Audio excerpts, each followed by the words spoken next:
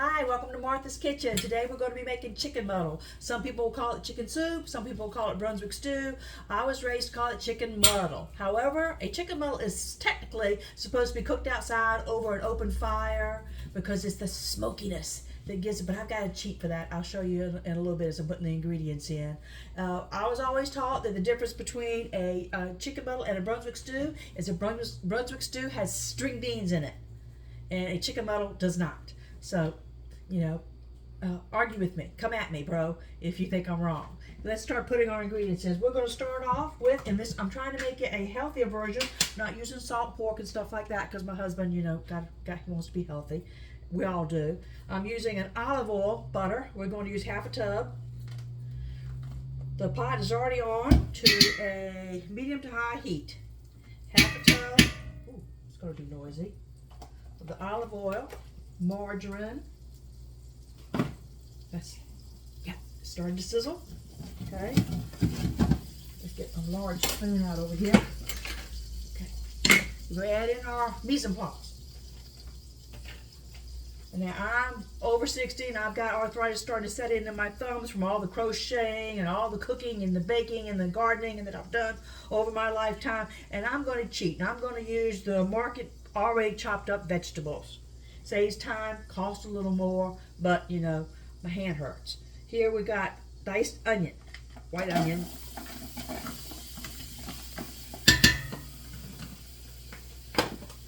Next, diced green peppers.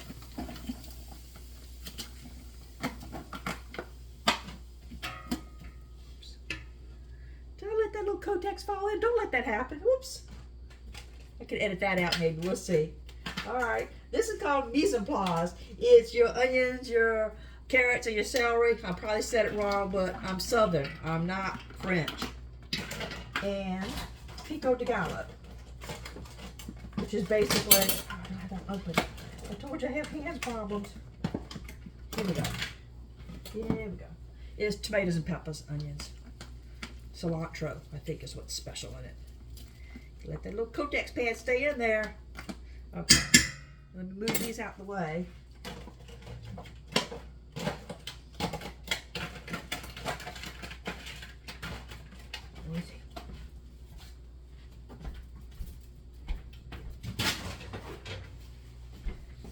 Back up, puppies. Mama dropped something. I won't slip up in the kitchen.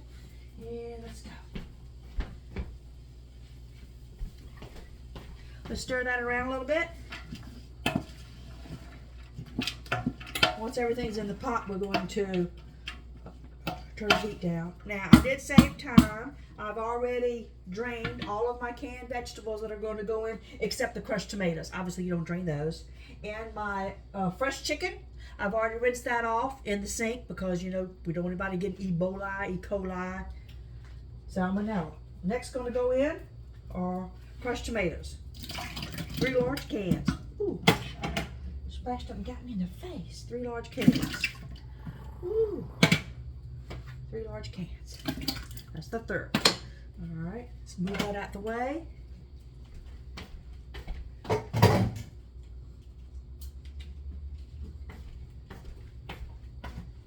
Now we're going to go for our vegetables. We're going to go lima beans. In the South, we just call them butter beans. 3 cans. Now, technically, this doesn't go in a chicken muddle, but if they can put string beans in their Brunswick stew, I can put my favorite green vegetable, which are green peas, in my chicken muddle. There we go. Let's move those cans out the way.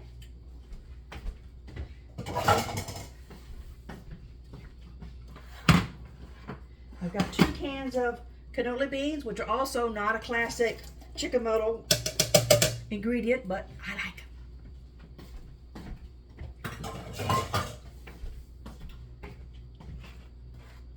My favorite ingredient is corn. So I've got 3 cans, yellow corn, white corn, another can of white corn.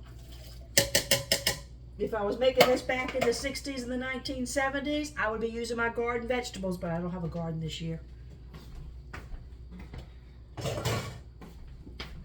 I got 4 chihuahuas picking and canning vegetables out of the garden would be too much work. 1 can of sliced white potatoes. And you want a little heat in it because I'm not cooking it outside over the open fire, so I'm going to need some heat from somewhere. Diced green chilies. These have also been drained like all the other canned vegetables.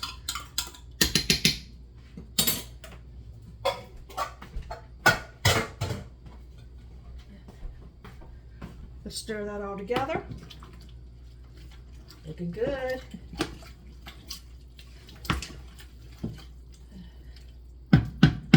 See if I can move the camera so you can see how pretty it looks. Let's see. Yeah, how pretty that looks. Okay. All right. Next, speaking of how pretty things are going to look, I'm going to add in the colorful potatoes. It's got some sweet potatoes and other kind of fancy potatoes in here. They're cubed. I wanted them in there for the color. I'm always about the color. If you look at my artwork, I'm all about the color. Here we're going to have some liquid. We're going to add in our fat-free chicken broth. Try not to splash that all over myself.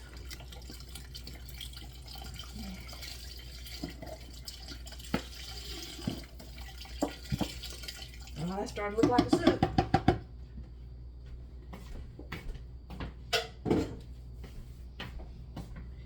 If you'll give me just a second, I'm going to clean my counter off over here where all the canned vegetables were.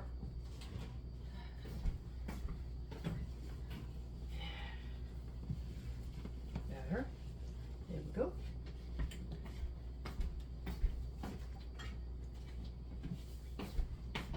Let's stir that together real good.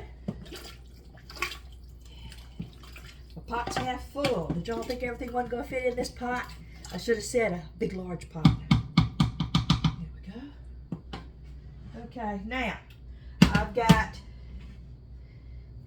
chicken tenderloins, fresh, boneless thighs, fresh, and the little winglets. Now these have the skin on them and these have the bone in them, but you know some of the flavor of a chicken muddle does come from the chicken bone and the fat, the skin. Otherwise, if I was trying to be totally healthy, I would have cut all this extra little yellow fat off of here, but that's flavor.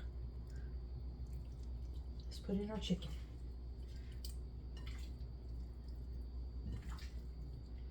Like I said, this has already been rinsed in the kitchen sink. Always wash your meat. You can't really wash ground hamburger meat, but you know, all your other meats. Wash your meat before you use it. Clean off your cutting boards and wash your hands afterwards. So the chicken's in there, but I've got to go wash my hands with soap and water. I'll be right back.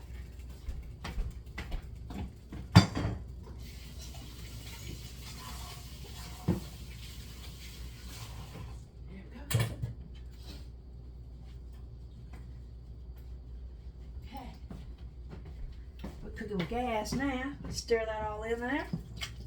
Looking good. I'm still on medium to high heat. I'm going to turn it down a little bit once I get everything in the pot.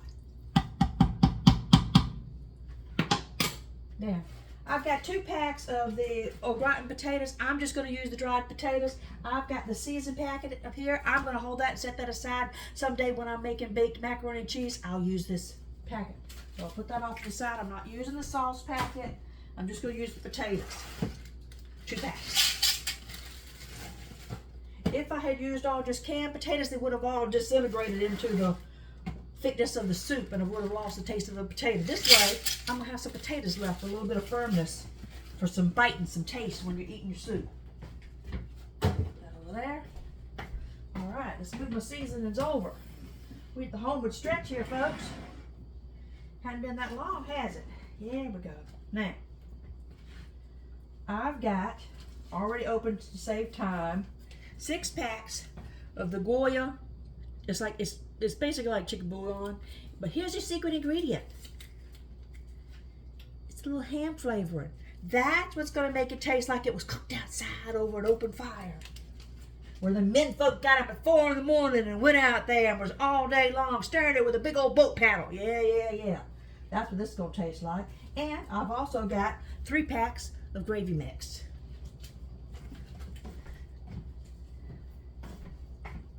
I opened those up in the interest of time. Put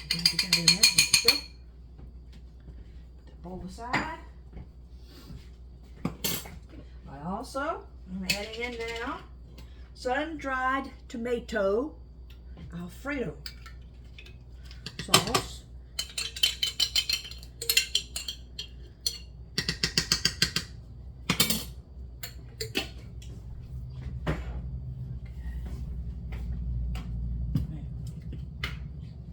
Get a clean spoon out.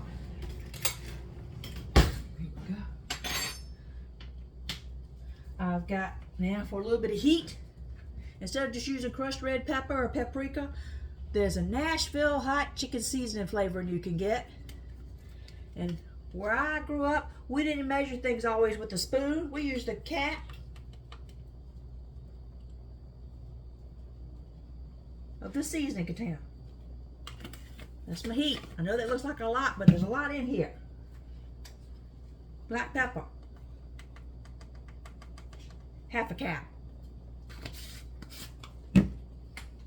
Garlic and paisley seasoning, whole cap. Matter of fact, I'm going 2 caps because I didn't put any real crushed garlic in here. I didn't feel like peeling it. There we go. Oh, it looks pretty. My secret ingredient, aside from the ham powder, sugar. That's right. Anything that's got tomato in it, it's supposed to have sugar in it. You can come at me on that too if you want to argue about it. 1 tablespoon worth, I should say, sugar. All right, let's put that aside. Let me move these out the way. That didn't take long at all, did it? I'm going to stir it real good in just a minute, but I'm just going to show you here. Most of the products, I had the Nashville hot seasoning already, and I had the pepper already, but $95. Harris Teeter. I'm going to make about 10 quarts, so that's $10 a serving basically.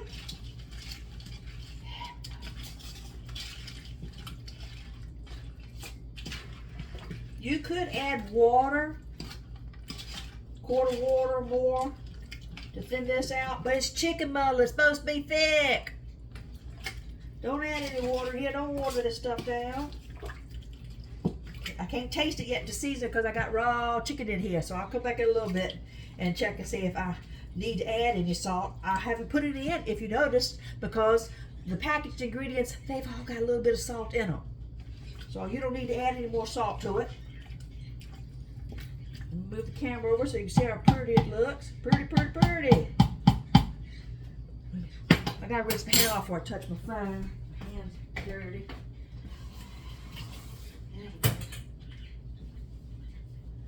Okay.